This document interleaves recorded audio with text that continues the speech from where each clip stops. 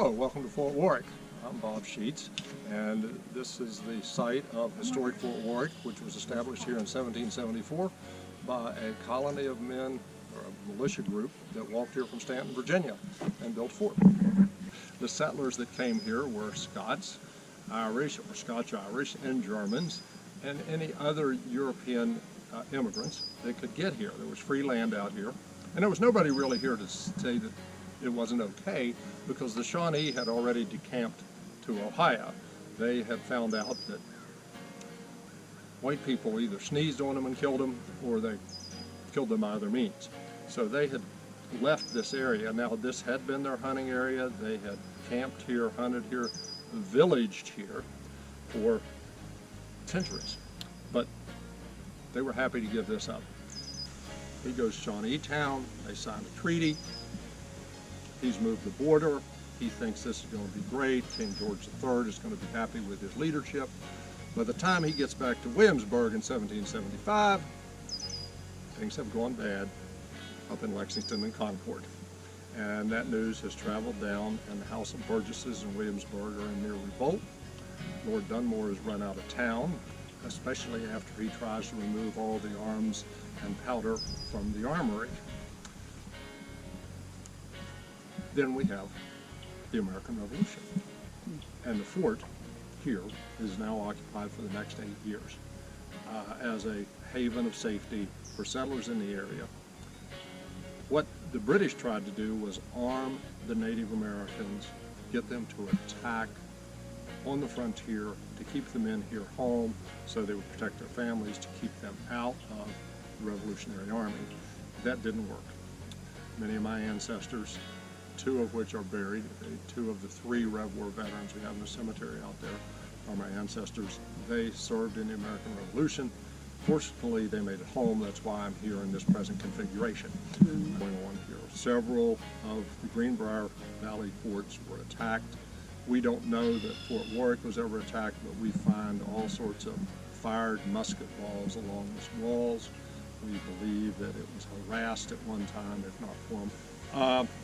That pretty much establishes the backstory and the history of this place. Now, what I'm wearing is the militia garb outside of the leggings and the boots, which I have on from doing work this morning, that the militia was given to make their trek to Point Pleasant.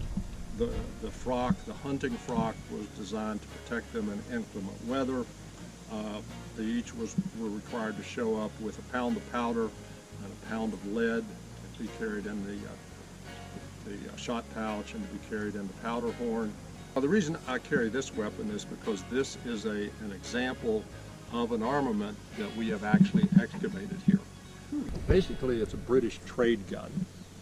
The British would import thousands of these into the country to trade with the native tribes for their pelts, their skins, and whatever, and maple syrup, by the way, because that was a big trade item, because Native Americans taught colonists how to make maple syrup. England does not have maple trees, so this was a whole new experience for the colonists. Where they fought valiantly and courageously. I'll talk about that once we're inside in a bit, and then came back.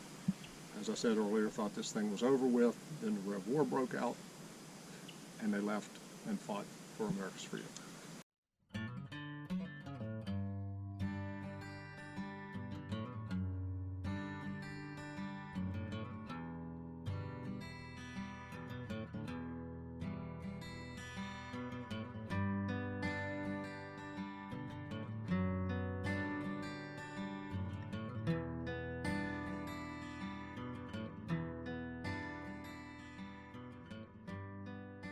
There, you take the fine china and you take the knee buckles and shoe buckles. All of a sudden a picture emerges that is not of a militiaman or a Daniel Boone type character wearing buckskin. There were people here with a socioeconomic class that I did not expect. There were people here that had wealth and means. The Chinese porcelain piece I'll point out to you is the most expensive piece of porcelain on the face of the planet at that time.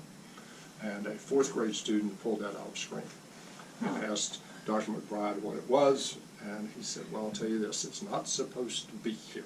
And I goes, what do you mean? He said, well, that had to get 7,000 miles over the Silk Road. It had to get onto a British ship, probably come into Philadelphia, come down the Shenandoah Valley, come over the mountains here, the Appalachians, and unfortunately be broken here. And she said, oh, not really. She said, I'm so happy they broke it here so I could find it. we have knives, we have smoking pipe, we have tons of porcelain, the long-stemmed tobacco pipes.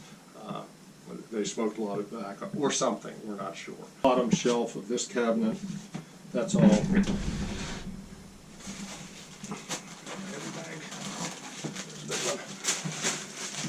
That's all chip and flake from making stone tools. And some of them actually, you can see a shape there, that's a point shape. But that's what our students find. I mean, when we're digging and we do a screen, this is 1 by 3, Unit 22, Zone 1. This is done in 2020, and all that chip and flake comes out. And why do you keep this? Well, you keep this because it shows the density of the work and the density of the population. So,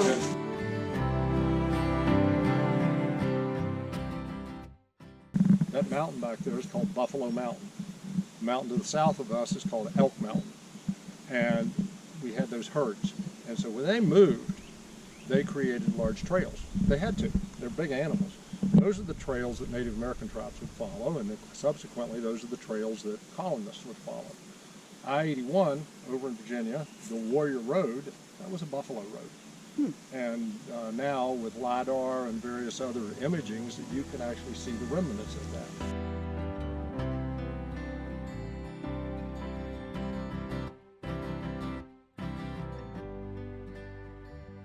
And we found a corner, and it went this way. And the gate. Wow, we got it. Then it ended. And we don't know what went on from this point, but over there we find more stockade walls. And so that's where we believe the water platform would have a pole sticking out with a pulley on it, and they could drop the bucket, pull it, and then have a hook or something to pull that bucket in. Or they would build a platform, just walk out on a platform and pull it up out of the creek. Every place you see black plastic, when we backfill here, what we're going to do is we'll mark these things with a lot of aluminum cans on the corners because those show up in the metal detectors really easy. And then we'll backfill these things, but we'll leave the plastic in place so later on, if need be, and we want to come back and do anything else with it, it'll be easy to find and it'll be preserved. We have multiple commanders. George Matthews, George Moffett, Sergeant Kennerly. They're here at different times. They're in control.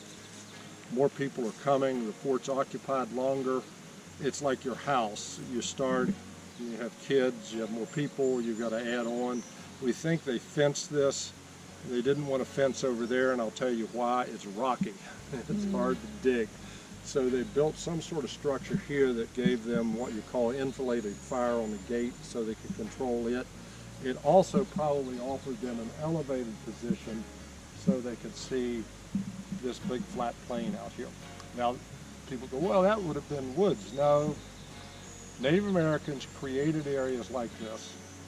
They would girdle trees, they would burn trees. They liked grasslands because buffalo and elk like grasslands. And then they could hunt the edges. And any hunter will tell you that that's where the action's at.